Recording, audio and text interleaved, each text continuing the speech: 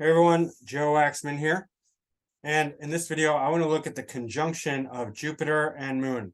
This is a very wonderful conjunction. A lot of famous people have this, a lot of artists, actors, people that other people love because Jupiter and Moon are a great combination. First of all, Moon rules the sign of Jupiter's exaltation.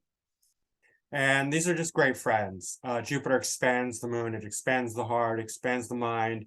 It makes a person very generous, very big-hearted, big emotions in a good way. Potentially dramatic, but in a very Jupiter's like such a benefic. So it's like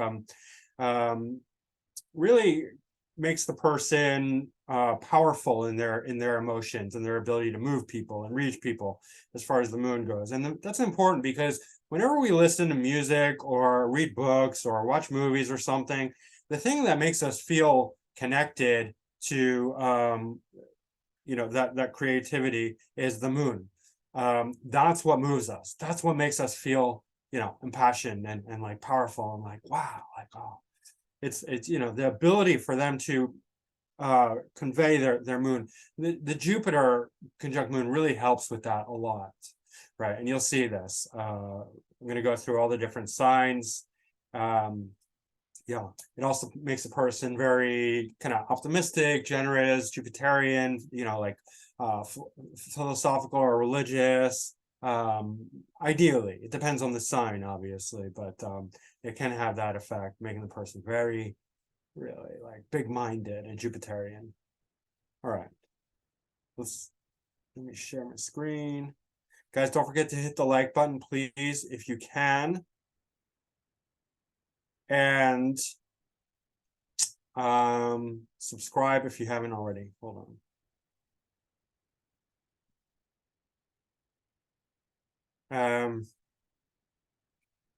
Yeah, when nobody hits the like button, I'm like, okay, time to give up. I don't give up, but it makes me feel like I want to because it makes me feel like nobody likes what I'm doing, and therefore, why should I even bother? So if you're watching this and you continue to watch it and you're not hitting the like button, I suggest you're being a little bit stingy. Like, just hit the like button. It's no big deal. Like, just hit that button. It tells me you like it and that I should keep doing it. If you don't want me to do it, then don't watch, right? But some of you are watching and not hitting the like button. Like, why? I mean, okay, in any case. All right, we're going to start with Aries, and we're going to go with Whitney Houston.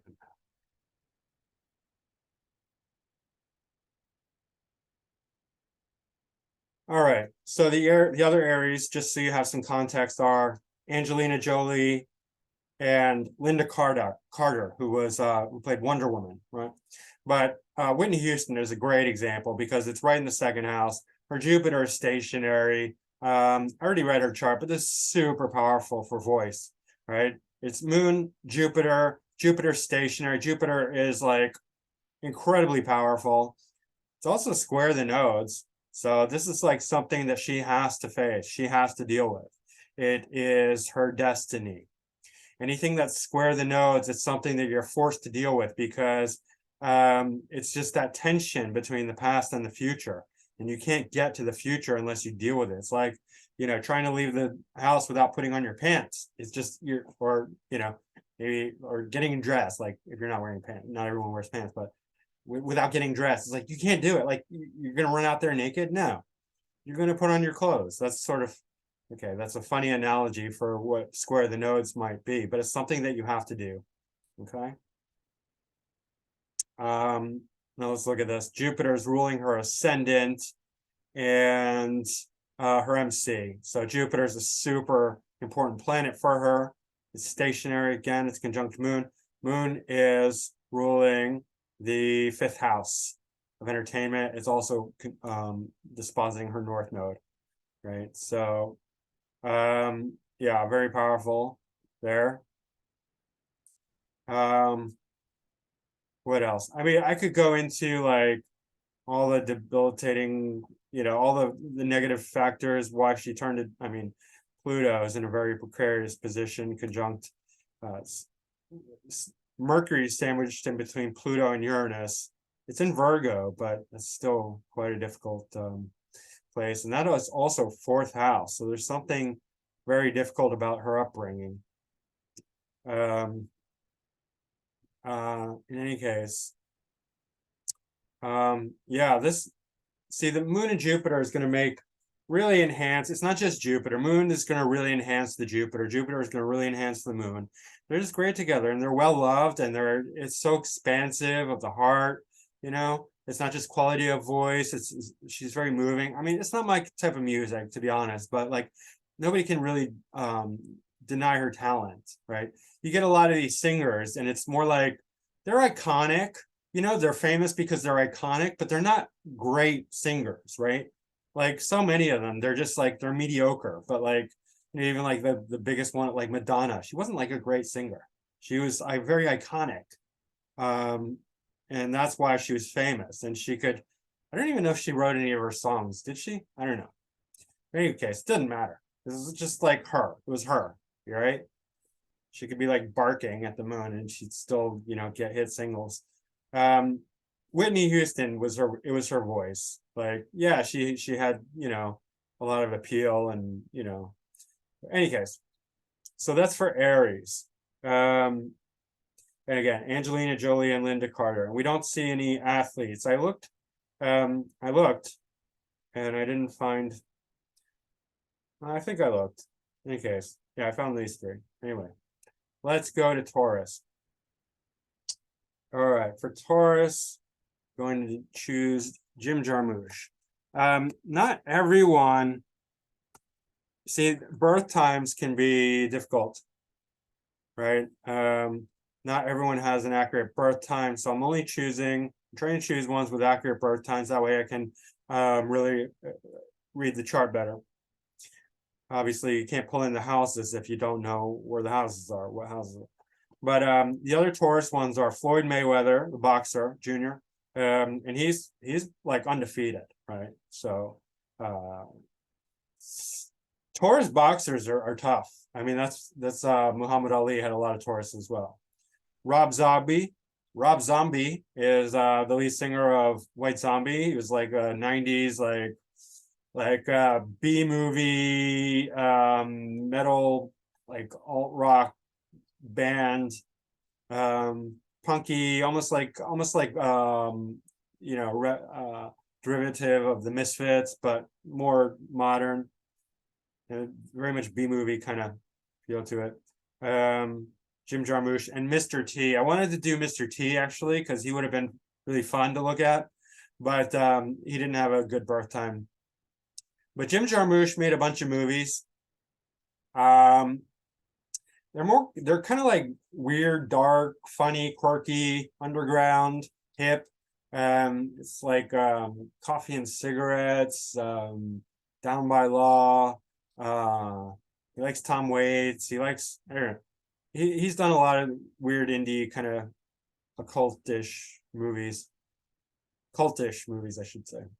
But he has got Moon, Jupiter, conjunct the MC. Moon is exalted in Taurus, right? So this is a really powerful combination for a career, MC, Moon, Jupiter, right? And Jupiter is ruling the 5th. That's excellent. And the 8th for the darkness, the grittiness, the rawness. And Moon is ruling the 12th. Again, excellent for movies, the creativity. 5th and 12th are the two most creative houses, generally speaking. Jupiter is a very creative planet. It rules Pisces, right? And then we get Mars and Venus, basically conjunct the 8th house cusp. So a lot of passion and sexuality, right? In the 8th house. So yeah, super successful career chart. Sun and North Node in Aquarius, 6th house, so like quite quirky, comedic, socially oriented as well. Pluto conjunct the ascendant, again, that dark theme. Interesting. Exalted Saturn, conjunct Neptune in the third house. So yeah, I'd say very, very good for movies.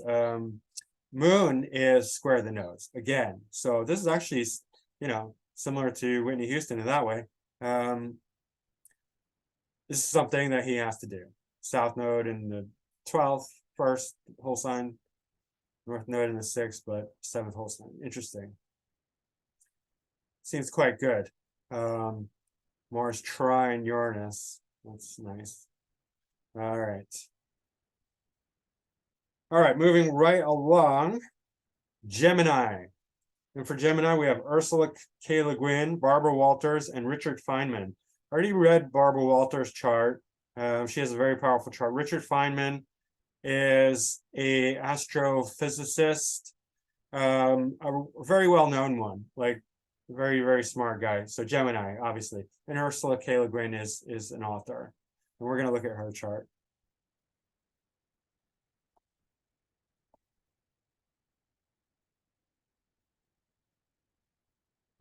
Celebrated science fiction author, novelist, Gemini, right? Of course. Alrighty. Moon, Jupiter, Gemini, second whole sign house, third cusp, and Gemini, right? So writing.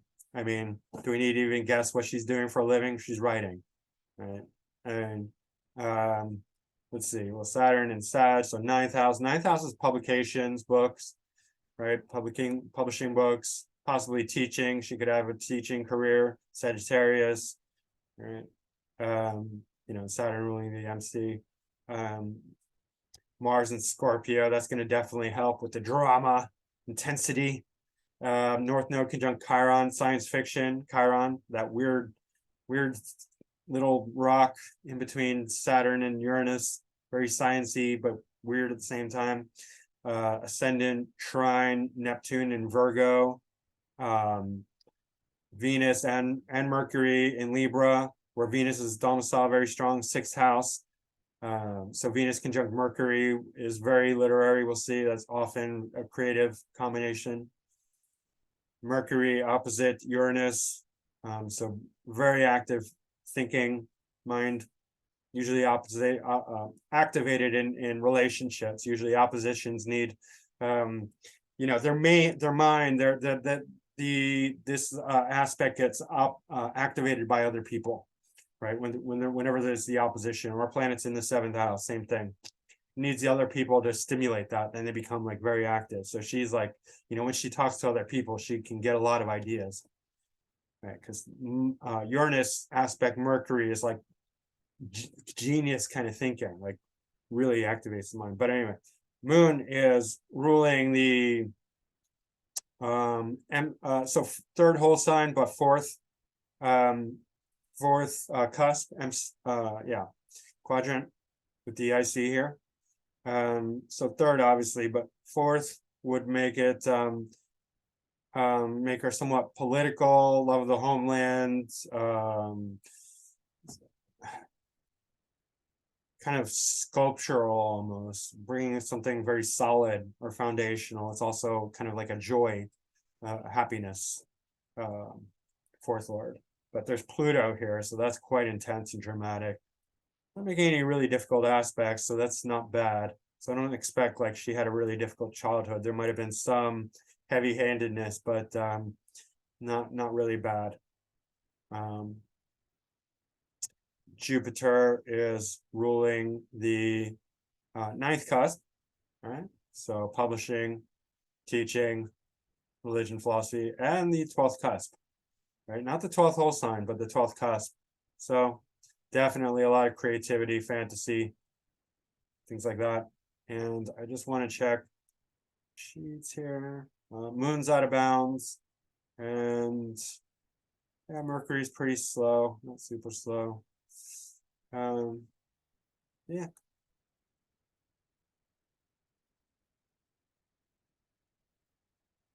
All right. I don't take these ratings very seriously, because what they don't do is they're calculating certain things, but then they're not calculating, like, see, Jupiter's gets a -10, but Jupiter's conjunct the moon. It's planet of exaltation, and that definitely has a lot to, and moon is conjunct Jupiter.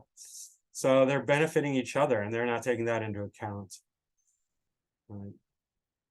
In any case, just a quick note about that. So that's Gemini. Definitely creates a great intellect. Jupiter obviously is in detriment in Gemini. So yeah, probably issues around religion, philosophy, optimism, high-mindedness. Maybe she gets depressed from time to time. Maybe she's just like doesn't believe in God, right? But she can really pour her heart out into her writing with this combination. All right, let's go to Cancer. And this one is a powerful one. Jimi Hendrix, #1. All right, so Jimi Hendrix, obviously, like the considered the greatest guitar player of all time. But let me just read you the other ones. Hugo Chavez, so he was the president of Venezuela, I believe. And Cancer also, for homeland politics, right? Love of the homeland, right? That's very important. Protecting the people, mothering the people. Bill Hader, the comedian on SNL, very funny guy. Boris Yeltsin. Yeltsin was the Russian, he was the Russian leader for a while, wasn't he? Again, Cancer, right? Being loving the homeland, people loving him, right? And then Kurt Cobain. Kurt Cobain had it in the 11th house, so extremely popular. So you get this kind of like, these political leaders and these musicians that are just beloved by their fans. Okay, Hendrix. Jupiter is ruling the MC, or ascendant, sorry. Jupiter's ruling it's the third cusp and fourth whole sign house, but third, fourth, right? So, but it's Jupiter and moon. So moon is in domicile, Jupiter is in exaltation. And this is the 7th, end of the 7th, moving into the 8th, right? So it's carrying some 8th house influence, but 7th, ability to connect with the people, 8th house, that depth, the rawness, the darkness, the heaviness, and Pluto's in Leo in the 8th. So definitely that heavy quality, that that powerful, right? Intense, right? Pluto is trine Sun conjunct Venus and Mercury. So and more importantly, Sun is trine Pluto in Leo. So that's bonifying this Pluto, right?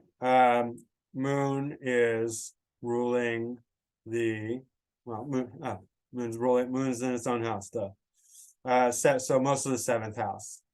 Okay, so relationships are very powerful here. Mars is in Scorpio in the 11th, so like super powerful, intense. Jimi Hendrix is not known for his voice. It's not like he had a great voice. He had a passable voice, right? His brilliance was in his guitar playing. Yeah, and let's see what else here. So Saturn and Uranus opposite Mercury and the Sun and Venus. So this is powerful opposition, which evoked his, relationships evoked this kind of opposition between Uranus conjunct Saturn is an interesting one. It definitely has some polarity between, going off the rails, Uranian style, just rebelling, and Saturn bringing it back in, like holding the line, being authoritative and rule bound. And it's just this dichotomy that it can go either way. And so it can be very rebellious or very kind of Saturnian, authoritative, strict, regimented, especially in relationships, but also the Mercury Uranus, that's again, we just saw that with Ursula K. Le Guin. It's a brilliant combination, especially in interaction with other people, right? But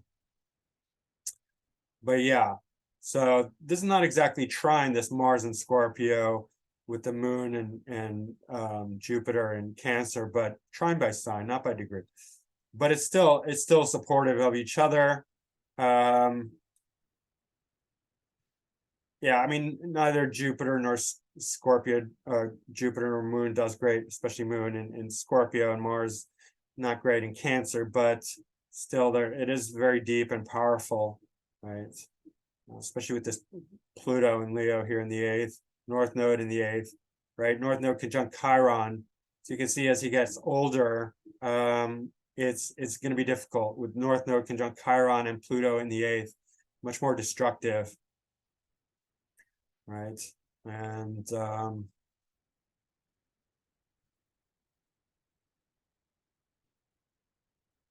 yeah, I mean, this is in the sixth house too, this Saturn Uranus conjunction.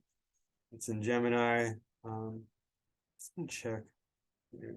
Let's see what's going on here. Jupiter, Saturn, Uranus.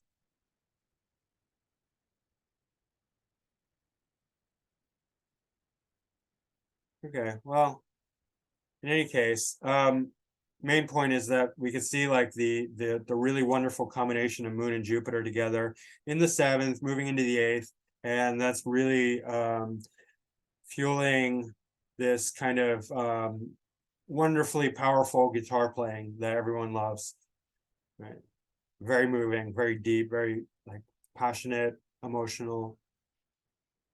That's Jimi Hendrix, right? And then so yeah, Kurt Cobain, I already said. All right, let's move on to Leo. Leo's not going to be as powerful, obviously. We have Katie Holmes, and I wanted to find somebody better. I mean, no offense to Katie Holmes, but I just wanted to find somebody more powerful, but there wasn't any. But let me just tell you who else is in Leo. David Cameron, he was the PM of UK. Rudy Giuliani, New York, what was it? Governor, right? Or mayor. Loretta Lynn, I think she's like country singer, and then Gladys Knight of the Pips, singer. So not a ton in Leo, right? But you can see this is really powerful, right on the ascendant, 12th house a little bit, but moving right into the ascendant. You can see like when she smiles, it's really pulling in this moon quality. Moon in Leo, it's just big, bright, smile, goofy kind of. But yeah, Moon Jupiter. So, very, very easy to enjoy her, in movies and whatnot because of this very strong combination, Moon Jupiter and Leo on the ascendant. Obviously, Tom Cruise fell in love with her, and then I think they got divorced, I guess. But let's see, Moon is ruling the 12th house. That's great for acting. Jupiter is ruling the 5th house. Again, great. And the 8th house, which is interesting. So she can pull in some dark themes. I haven't, I'm not a Katie Holmes fan. I don't hate her. I don't dislike her at all. Whatever. I don't pay any attention to her really. But she can play dark roles, I'm sure, with this combination. I just remember her from Dawson's Creek and then some other movies. But yeah, nothing really stand out there for me. Exalted Mars in the 5th house. That's pretty good. But yeah, so no need to belabor that. Venus in detriment conjunct Uranus. That's interesting. In the 4th house. Definitely a weird home life. Weird sexuality. In any case. Moon square Uranus. That's interesting. definitely sensitive emotionally, very sensitive emotionally, right? Might be a bit difficult to live with that. In any case, let's move along. All right. We'll go into Virgo. We're going to pull up Anne Heche in honor of her recent parting. Yeah.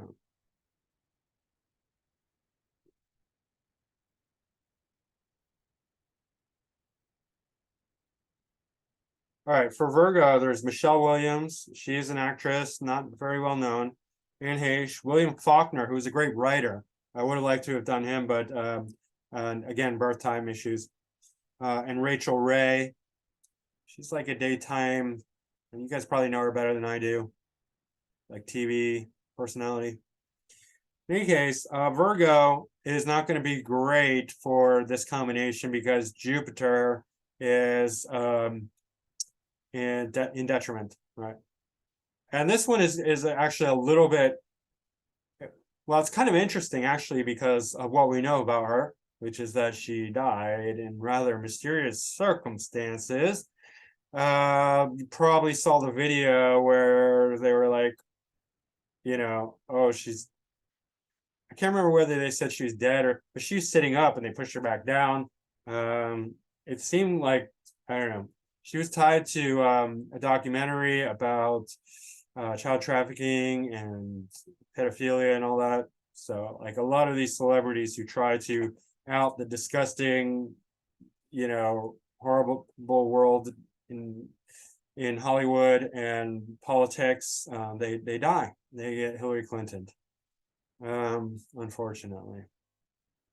But she's got Moon conjunct Pluto and Jupiter and South Node and Uranus all in Virgo in the 12th house. So 12th house, again, 12th house is excellent for acting, right? Because you have the loss and the mirage. That's the whole thing of the 12th house. The loss and the mirage, the imagination of the self.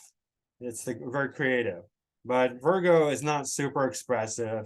So her roles are going to have to be much more Virgo-ish, which are kind of like tightly bound and serious, and I don't even know like what she's been in, to be honest, but she's not going to be like this wildly expressive character.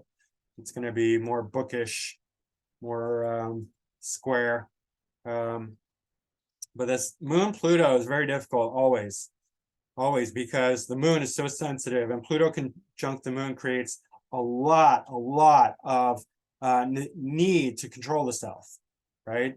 Or destructive tendencies. It can go either way. Either they're just like because Pluto wants power control, but the other side of Pluto is just destroy, right? So, I mean, just one example is Karen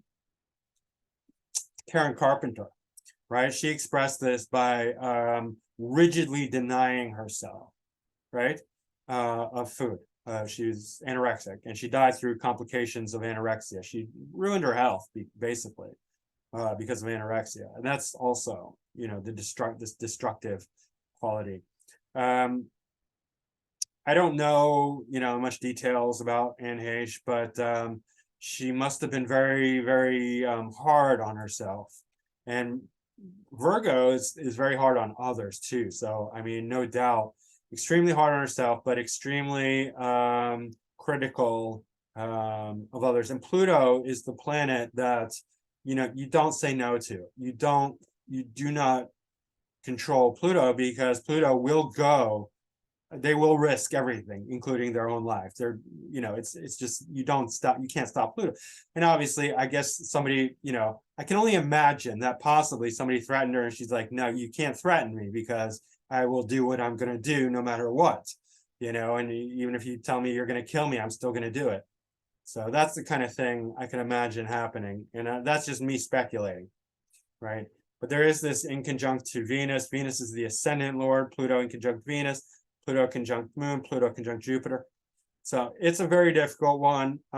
This is not like obviously ideal because Pluto is in between Moon and Jupiter, but still, Moon and Jupiter is going to give that boost, this very kind of special quality, you know, where the moon can really express itself. It's going to be expressing itself in a Virgo-ish kind of way, as well as Pluto. Jupiter is going to expand the Pluto quality. Pluto is going to darken the Jupiterian quality. So I imagine she was very depressed with the South Node Jupiter Pluto here, especially as she got older, right? Because South Node is going to drain that Jupiter. It's going to create a lot of wisdom, like a lot of awareness, a lot of see-through ability, like psychological. Like she's the kind of person who's just like digging deep and using that Virgo to analyze the crap out of stuff, right? Like you're not going to fool her, right? She's going to be aware. Plus this Uranus, right? It's incredibly powerful, but incredibly difficult as well. Like, so I think she was onto them. She knew exactly what they were doing, and she wanted to expose them. And she would have if she wasn't taken out. She also got, you know, Sun and Mercury and Gemini, right? The dispositor of this Virgo stellium. So she's very smart, right? She's no dummy. Yeah. So that's unfortunate, very unfortunate. What else can I say? I mean, not much. Let's see, Moon's ruling EMC, right? Jupiter is ruling the 3rd house and the 6th house. So very critically minded, very sharp, intellectual, right? 3rd and 6th, and then this Gemini. So, yeah, I haven't done any research, but I bet Anne Heche was super smart, super intelligent. All right. So again, yeah, if you look at this in terms of like writing, like William Faulkner, he's a great American novelist, one of the most celebrated. So that, again, like I would have liked to have shown his chart, but didn't have it. But Moon Jupiter in Virgo, definitely great for the intellect, writing, that sort of thing. Virgo-ish, Virgo themes. All right, let's go to Libra. And for that, we're going to go to Ariana Grande. I mean, I never did her chart. I know she's like really popular. I never did her chart just because I don't like her. That's my reason. And it's not very complicated. But just for, there's a lot of Moon Jupiter and Libra that are famous. For some reason, this really works in Libra. So Ariana Grande, Alicia Keys, Sylvester Stallone, George W. Bush, that's Bush Jr., Tina Fey, and Tyler Perry. I mean, I think it's just Libra. Libra is just such a people sign that, you know, Moon Jupiter in the sign of people just does really well in the sign of relationships. So first of all, she's got this iconic, exactly conjunct 90s, you know, conjunction, super conjunction of Uranus conjunct Neptune in Capricorn. And this seems like such a weird combination, but like the way to understand it is to go back to the 90s and feel what was going on. Musically, it was a revolution. It was the grunge alternative music scene. It was very weird, dry, but very cool and expressive. Like, so that's this combination of Uranus, Neptune, and Capricorn. It's this weird, dry, cool, like edgy quality. It's really neat. Like, go back to the 90s, listen to some music.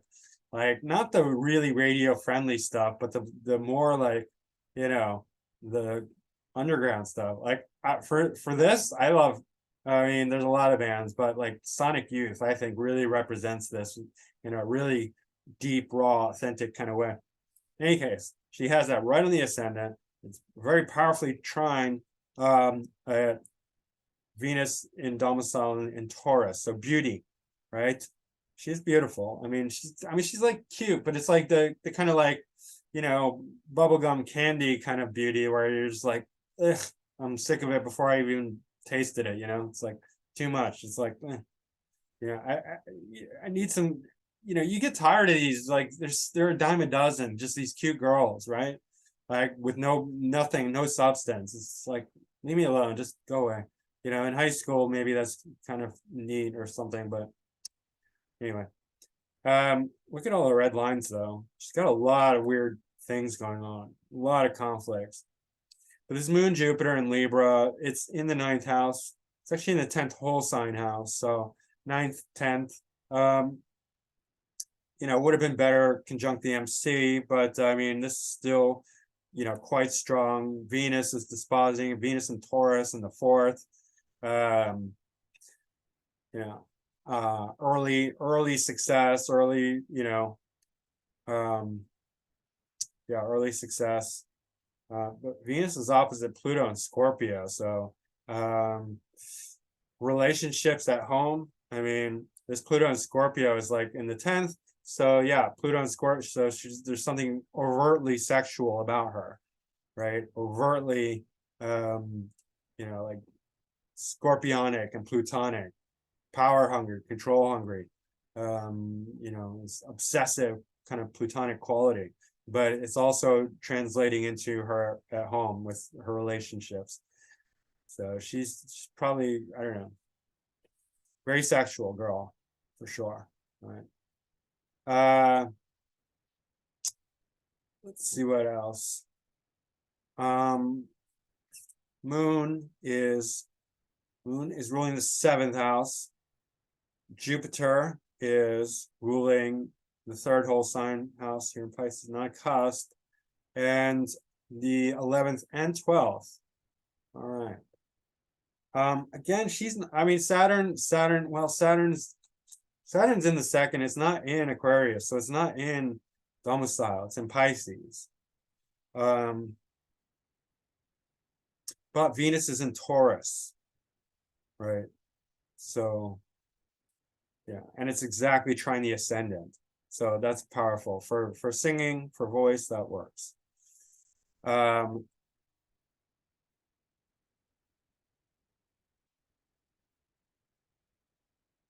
So Moon is ruling the 7th, but also Jupiter. So she is very, you know, like attracting a lot of people, like people love her. That's also, you know, going to be 11th and 12th, so also very popular. 11th house is for popularity, 12th house for anything creative. And then this is most of the 2nd house. So again, voice, but 3rd whole sign, so expression. So it fits. And it's the 10th whole sign, but 9th. So she probably has some connection to, you know, 9th house issues, 9th house things, philosophy, religion. I don't know anything about her, but it is square the sun, so that's interesting, and that's the 8th house cusp. And yeah, so that would not be so good for relationships, even though people love her personal relationships. And then there's a lot of conflict going on with Ariana Grande. And then 11th and 12th, foreign, so could be money issues. Yeah, I expect that she's gonna have some trouble at some point if she doesn't already. Like, I don't know anything about her, but she's very iconic, you know, and she can get away with a lot because she's, you know, she has the looks and the voice, style, but she's a very complicated type person. Pluto square Chiron in conjunct the ascendant, you know, on the 8th house cusp. Definitely weird sexuality going on. She's with the Pete Davidson guy. He's a weirdo, definitely. So I don't know. Interesting. That's all I can say. Let's just look here at her sheets. What's going on with her planets? Okay, so her Mercury is very slow. That's good. Jupiter's slow. All right.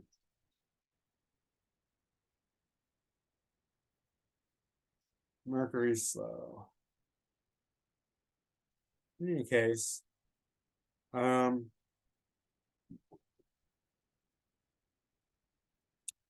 she might have more issues when she gets older. I'm not sure. This Jupiter, even though it's conjunct Moon, it does have some pretty harsh aspects. So, in any case, all right, let's move on. Again, Libra has Ariana Grande, Alicia Keys, Sylvester Stallone, George W. Bush, Tina Fey, and Tyler Perry. Next, let's move to Scorpio. And in Scorpio, I'm gonna pull up Jules Verne. He wasn't my first choice, but for birthdays, it can be limited. Jules Verne was one of the premier science fiction writers. And he wrote, I think it was like 50,000 Leagues Under the Sea and Journey to the Center of the Earth. So interestingly, that the Scorpio, he has Scorpio themes in his writings, which is like going deep, right? Under the sea, into the earth, right? Got a very powerful grand water trine, right? Exalted Venus. Jupiter and Moon in Scorpio is not great because Moon is debilitated, but definitely it is a intense and dramatic, good for drama, right? Dark drama, heavy drama. And then Jupiter is exalted in Cancer, so it's bonifying this Saturn in the second house. Right. So let me just tell you who else, just to give you an idea. Alfred Hitchcock. Okay, so science fiction, heaviness, darkness, even like, Hitchcock was one of the originators of the horror genre. Even though I don't like that genre, he was great at it. Morrissey is very, Morrissey, the Smiths, is, oh my God, it's like, every song's about like how bad his life is and how miserable everything is. And Jules Verne, Heather Graham, which I probably wouldn't expect, but Heather Graham, and well, she does play some overtly sexual roles, right? So she does get cast type in this kind of very sexy kind of woman, female quality. And Dwayne Wade, he's a basketball player, I guess. All right. So good. Gemini ascendant, so great for a writer. Moon ruling the second and third. That's good for writing. Sixth house is, hard work, daily grind. Jupiter ruling the 10th whole sign house and the 7th, right? So, and dispositing this Venus. Jupiter trine, so Venus is exalted, Jupiter's trine, so that's excellent, right? Venus ruling the 12th house for creativity, and well, the 5th whole sign house, and dispositing the North Node. Mars and Jupiter are in a mutual reception. Mars in Sag, Jupiter is in Mars' sign Scorpio, so that's also quite good for this. Yeah. So Moon and debility is obviously not a bad thing for somebody who's going to write about science fiction and is going to bring in that negative quality, right? Especially dispositing Saturn. This is very heavy, dark, right? It makes good drama, good science fiction. Saturn is opposite Neptune. That's obviously important for imagination. Uranus is square the nodes. That's interesting. That could be accidental, some kind of accident, or something very shocking. Ninth house, publication. MC basically in the ninth whole sign house. Sun, Mercury.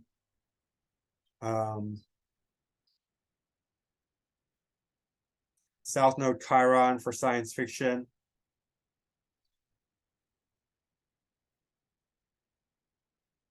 Saturn is the only retro planet. Jupiter's a little slow. Interesting.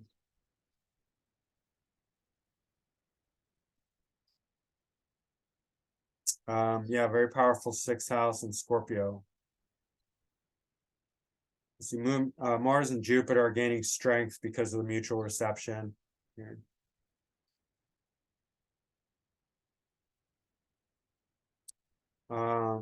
And that actually helps the moon because of conjunction. So, yeah, really interesting. Again, planets in debility are not always bad, and certain conjunctions will really help that out a lot. Like Moon Jupiter is good, is generally good in any sign, right? Even when it's bad. Well, we'll see when it's not good. All right, but that's Jules Verne. That's Scorpio, deep, dark, heavy, right? Let's go to Sagittarius, and we're gonna look at Vincent van Gogh.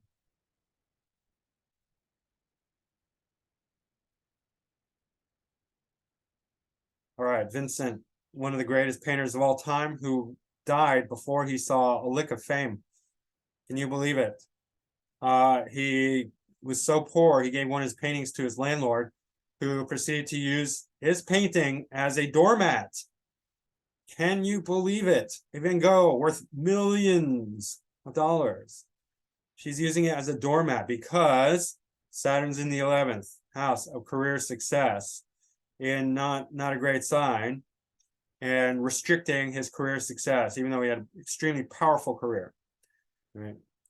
Moon, South Node, Jupiter, Sagittarius, sixth house. So he's a workhorse. Again, like sixth house is a great house because you get so much done.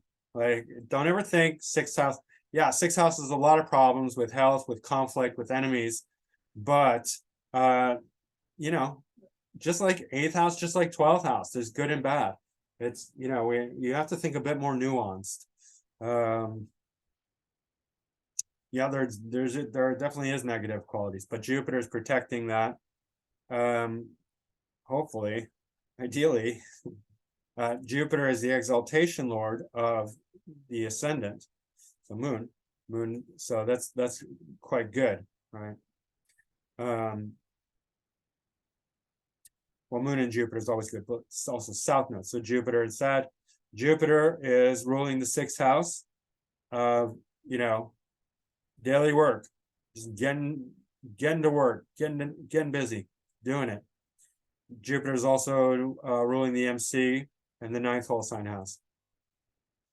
So religion and philosophy, he had a good connection to God, even though he's very depressed. But that's also more south node Jupiter, and south node moon as well is very difficult, especially when young. South node moon is more difficult when young, I believe, than south node Jupiter. I think south node Jupiter is more difficult when older, but south node Jupiter still can be a cause for depression. It's just south node is difficult. It's good and bad. It creates incredible kind of knowledge, insight, depending on what planet, but it's like a gateway to the past. It kind of depletes the planets it touches, but very psychic, very sensitive, very powerful connection to God, religion, philosophy. Beautiful. Like, you can see that in his paintings. They're almost religious. You kind of have a religious experience when you're looking at a Van Gogh painting, right? Exalted Sun, exalted Venus. I mean, wow. Neptune in its domicile in Pisces, pretty much in the conjunct the MC, more ninth house, but again, very spiritual, mystical, beautiful sense of spirituality and connection to God, right? And then very slow Mercury. Mercury representing skills of the hands, Mercury ruling the third and fourth, and the 12th, so creativity. So Moon's ruling the MC, Jupiter's ruling, right, we already did that, 6th and 9th, but MC, so 10th cusp. Yeah, it's really, really powerful. So Jupiter is trine Mercury. And that's quite good just in general. Neither of these planets are Jupiter's already in domicile. Mercury is not doing anything for Sag, but Mars squared Jupiter. But that's okay because Jupiter, it's Mars, Jupiter's bonifying Mars here. And so is Venus. Extremely powerful, yeah, but difficult at the same time. Saturn's creating a lot of difficulty. South node conjunct Jupiter and Saturn, or Jupiter and Moon, sorry. Yeah. Relationships probably suffer from Chiron, close to the 7th house cusp. And then, let's see here. It seems like Uranus has a sesquisquare to the Moon, which that's accidental plus conjunct, Pluto. That's definitely a mortal accident upon his body in the 6th house. Moon is the ascendant lord, so he was shot. So that's unfortunate. In any case, that's Vincent van Gogh.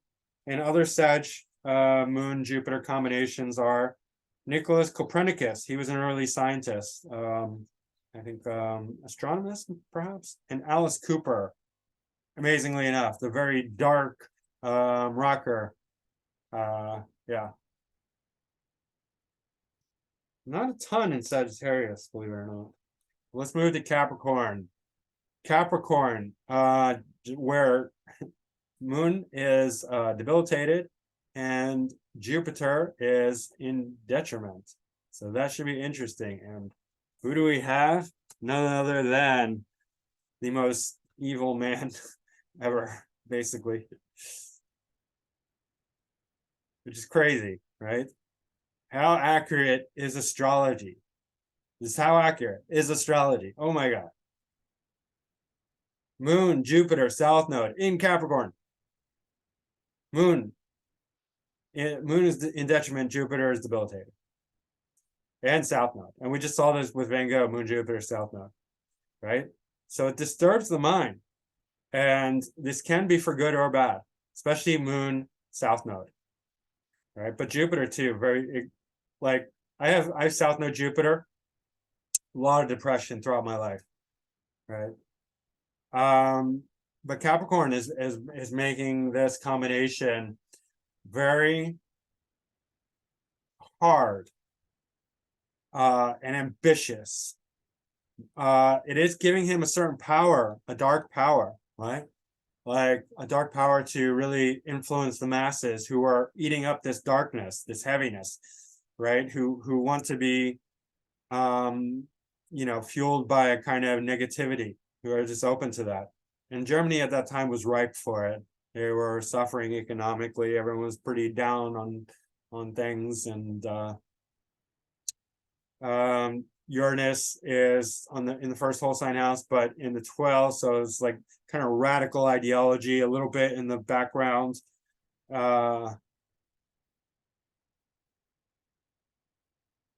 Venus is conjunct Mars exactly in Taurus in the 7th, so very stubborn, but a love of beauty, right?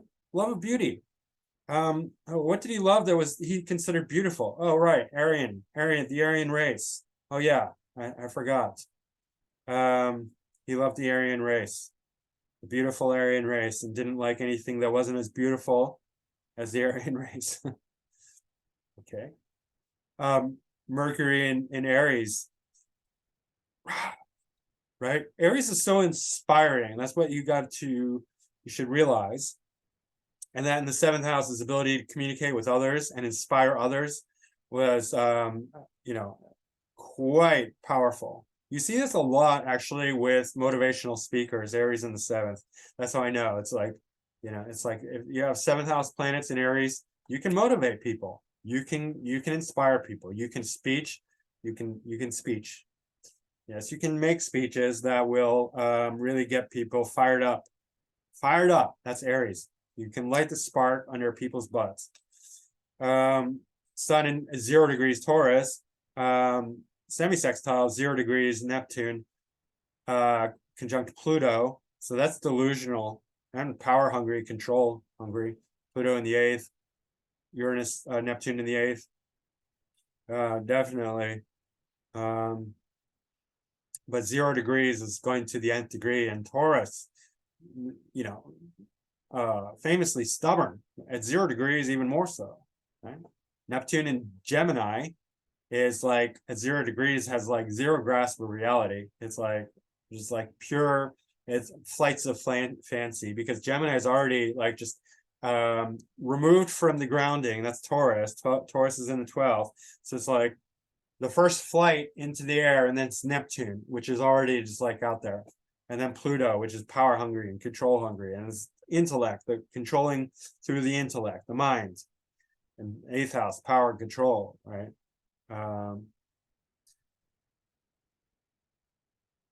Moon is opposite Chiron.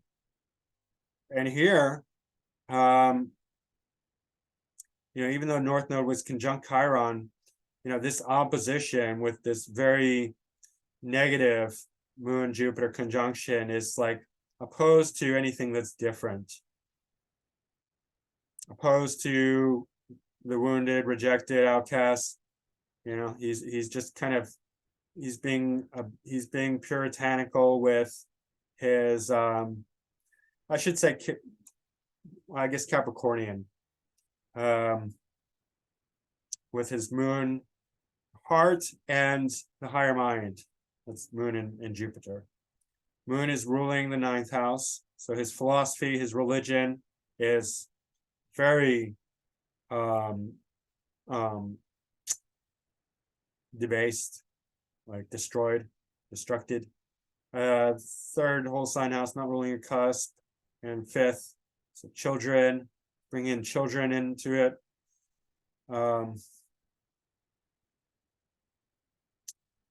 Yeah. Saturn's in Leo, so he's kind of like the dictator in the 10th house. Very strong here.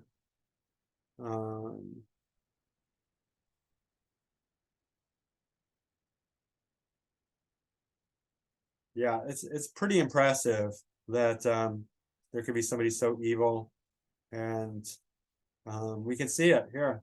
His ability to communicate. We look to the 3rd house and the Mercury, but also Saturn. Yeah, it's very dark, very heavy, but very powerful and inspiring as well. And interestingly enough, he was also like he did speed, he did drugs. Like they had drugs back then, and he was doing them. So that would relate to this Sun, semi-sextile Neptune and Pluto. And then Uranus conjunct the ascending, kind of loves stimulation. Very radical and rebellious. Uranus is in conjunct Pluto.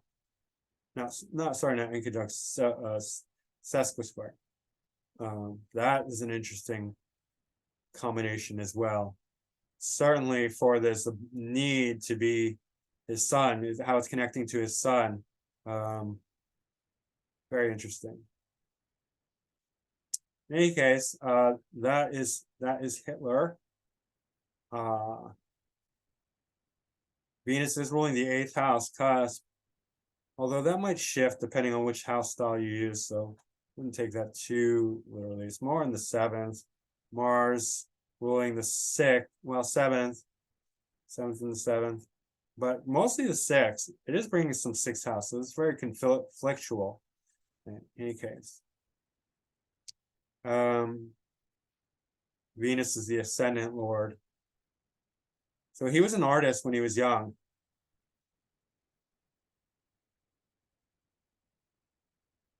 Mercury's fast.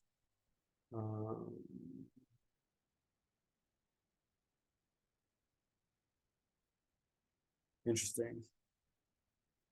Nothing stand out. I'm gonna check Jupiter and Saturn.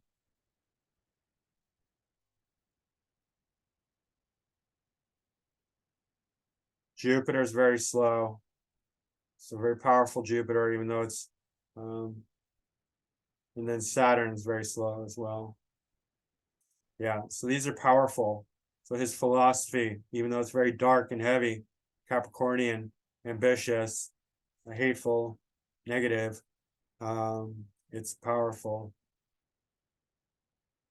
So it's very, very intellectual.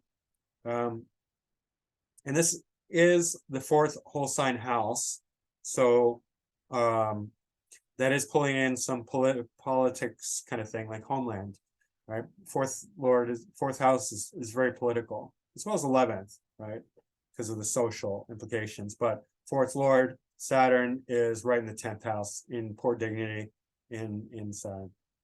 I mean, I just got to say, I have Saturn on this side of in Leo on this side of the MC, but it's still similar. And then I have Mars conjunct the MC. So I mean, I kind of get it. Like I kind of want to roll with an iron fist too, but I'm not nearly as evil. Well, I'm not evil. I don't want to kill anyone. So, but yeah, I would like to have political power. That'd be awesome.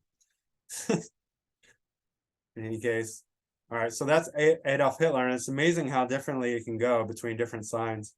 So Moon, Jupiter, and Capricorn. Well, watch out. Better decide to be a good person. All right, let's move to Aquarius. Oh, so who else has Moon, Jupiter, and Capricorn? Hitler, Dwayne the Rock Johnson, and Johnny Carson. But those guys don't seem too evil. But obviously, it's not going to make somebody really evil. It depends on the houses and everything else. So don't want to judge somebody prematurely based on this. All right.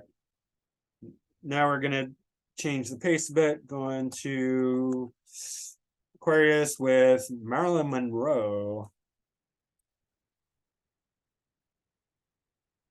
All right. And so Marilyn Monroe, I'm sure with this Jupiter moon, she had a great sense of humor, even though she was like beautiful and like a movie star and everything like that. And that's, very strongly represented by this Neptune in Leo on the ascendant, first house. Moon Jupiter also, in the seventh house, it's very strong for people loving you, right? If it's in the seventh house, that's how you're relating to people. You're creating your very attractive, because Moon and Jupiter is it's a wonderful combination. Like I just keep saying that, obviously, but in Aquarius, it's going to be very humorous too, very funny. I bet she loved to make people laugh and just, I mean, Sun and Mercury and Gemini as well, Leo ascendant, so she got that fiery stuff going on. But yeah, very attractive, very lovable, and a strong woman. Like she made her own, like she was like pioneering in the film industry. She ran her own companies, stuff like that. I can't remember exactly how it went, but definitely Saturn. Look at this square, Saturn Neptune, square Neptune, Saturn Scorpio in the fourth house. At home, yeah, I mean, Saturn and Scorpio is very heavy, very deep, dark, depressive, and then the square to Neptune could easily translate into drugs and alcohol, as well as Saturn square Moon. This in Scorpio is, I mean, but well, then again, Saturn does rule Aquarius, so there's good and bad. Yeah. Moon opposite Neptune. That's also difficult. Great for acting, not so good for drugs and alcohol. And then her Sun and her Mercury, even though Mercury's in Gemini, so very smart, very creative. Well, I'm sorry, not creative, very expressive, communicative, good at communicating and intelligent. There's not many aspects here. So she kind of feels isolated, right? In groups. Great at creating, she's leading groups. That sun in the 11th house is, both career success, but group leader, community leader. But there's, this lack of communication. She was kind of like an island, didn't really know how to relate very well to others, felt, somewhat isolated, even with all her success and fame and whatnot. Moon is ruling the 12th house. Jupiter's ruling the 8th. That's also difficult. And the 5th. So 5th, 12th, 8th. 5th and 12th, great for movies, for any creativity. 8th,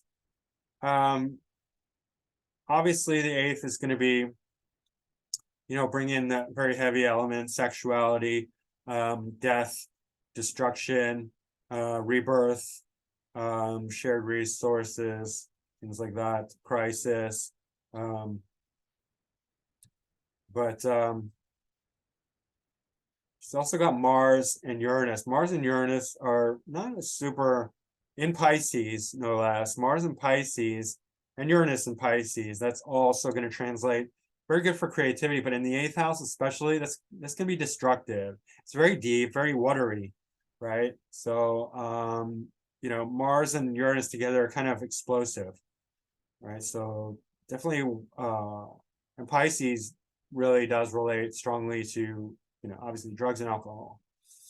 So it's kind of an intense combination for the 8th house in Pisces. Leads to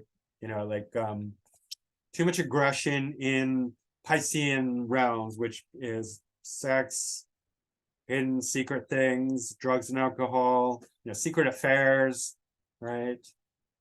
That sort of thing, which she did have. She was very, she was promiscuous for sure. Venus in Aries, definitely is. Venus semi-sextile Uranus in Aries.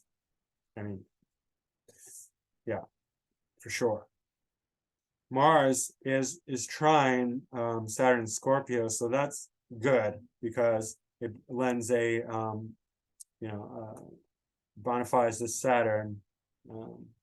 Saturn ruling the 6th and 7th. So there's a lot of good. I mean, obviously she wouldn't be famous if there wasn't some very strong qualities to this, but she did die young. I'm not sure how old she was, but North Node conjunct Pluto in Cancer, that's also very difficult. So in any case, people loved her, super glamorous, very powerful, very intelligent, did wonderful things, but met a short end through drugs and alcohol. I don't know alcohol, but drugs, right? In any case. Met an early death. Definitely had some difficulty early on. I remember that. Yeah. I think that's it. For Marilyn Monroe. Well, let's just check out her. What's going on with her planets? Fast, Jupiter and Saturn might be slow. Saturn, no. Saturn's a little, Jupiter's a little slow, but most of her planets are direct, so she's pretty smooth, easygoing. But Saturn's retrograde, so especially at home, she was quite defiant, rule-breaking, destructive, sexual. Alrighty. That's Aquarius. Jessica Lange and Leslie Nielsen. So Aquarius for comedy, again, Leslie Nielsen, The Naked Gun. He's hilarious. Like, he is so absurd. That's the Aquarius. Leslie Nielsen. Pisces. Let's go to Pisces. Leonardo da Vinci. Quite possibly the greatest artist of all time. Many say he is. I would tend to agree. Yeah, okay, so but before let me just, so Leonardo da Vinci, Kesha, the artist, Usain Bolt, runner, Ronda Rousey, wrestler or mixed martial artist, sorry, and Franz Schubert, composer. Right. I'd expect to see some artists in here, some artists / musicians. So Moon, Jupiter, a little far apart, but that's okay. In the third quadrant. So the intellect, drawing, communicating. Right? Jupiter is in domicile. Moon is in highly creative sign of Pisces. So extremely creative, extreme creativity, philosophy, religion, all these things. Very, very prominent, very strong. Jupiter's ruling the MC. I'm sorry, ascendant. Jupiter's ruling the ascendant, and the fourth whole sign house. So there's some like sculptural quality that he could have, like politics, homeland, but also like building, right? And he's got all these like notebooks full of scientific stuff, and he's like building things as well. And he's like, look at how spread out his planets are. He's a true Renaissance man because he does it all. He does everything. His Venus is in Taurus in the 6th house, so for beauty. Sun's in Taurus, South Node's in Cancer, North Node in Capricorn, Mars in Aquarius, inventive. You know, Mars in Aquarius is very like physically, they want to build all these physical weird creations, like science gadgets and stuff. Exalted Saturn in the 10th quadrant, and Neptune, right? So very fair-minded, very balanced, loves order, right? You know, what is it called? Vesuvius man? I don't know. The man in the circle, right? And then you got this air trine, grand air trine. It's a little wide with Chiron here, but still, it's still represented. And then he's got a Pluto Sun square, which is interesting, right? Sun is ruling the where is it? Sorry, 9th house. So philosophy, religion. So he had issues with religion. Pluto is, I mean, it's in the 8th technically, but it's 9th whole sign house, right? So 8th, 9th. Definitely deep, dark. He's got a lot of secrets. He was into some weird occult stuff. I know I'm talking about other stuff besides the Moon and Jupiter, but nonetheless, it was, it's an important part.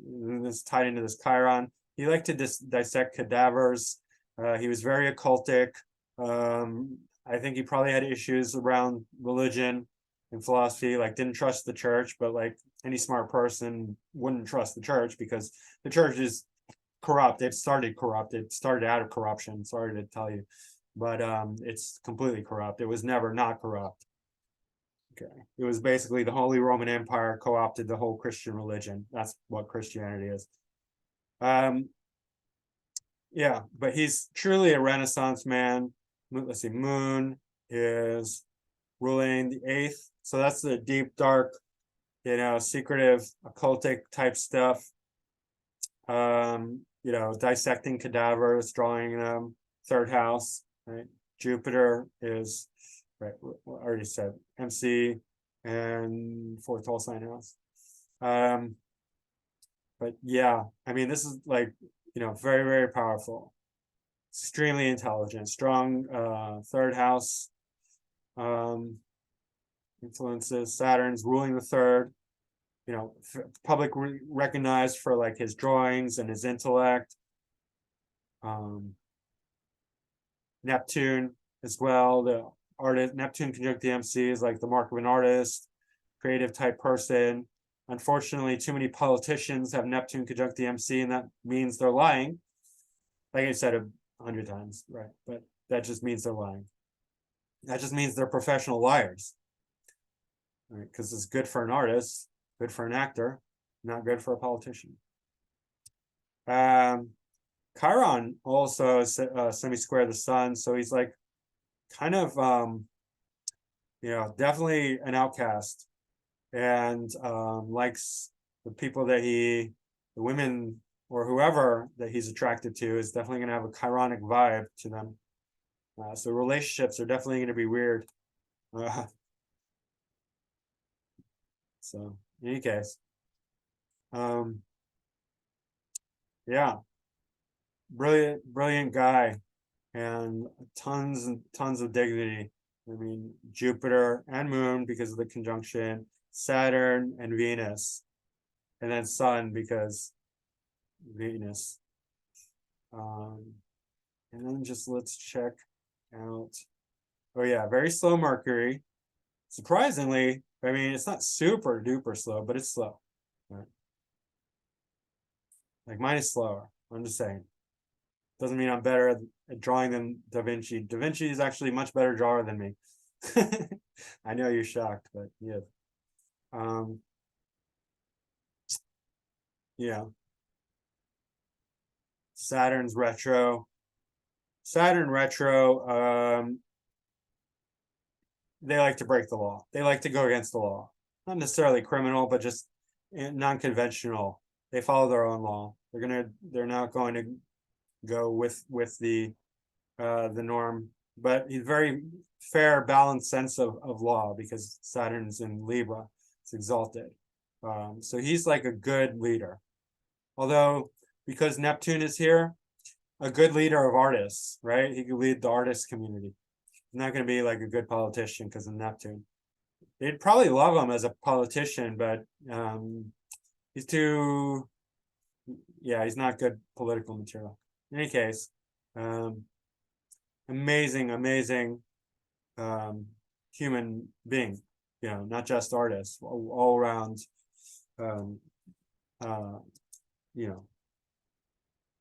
Renaissance man. That's what they call it. All right. So that is it for Jupiter Moon. And hopefully I expressed to you just like how powerful this combination is. There's so many legendary people, both good and bad. Well, one bad, one really bad, but the rest just like, artists, musicians, actors, writers, really successful, right? It's very, moving, loving, creative kind of combination. Really expands the heart. All right. Guys, please hit the like button. It lets me know that you enjoy this material. The camera's... All right, there we go. And subscribe if you haven't already, and leave a comment down below and tell me what you think of this. And once again, my class will be January 14th. I'm not doing it this Sunday. And book a reading with me. My website is macroastrology.com. My email is macrogoldmachine@yahoo.com. And that's it for now. I'll see you again soon. All right. Thank you. Bye.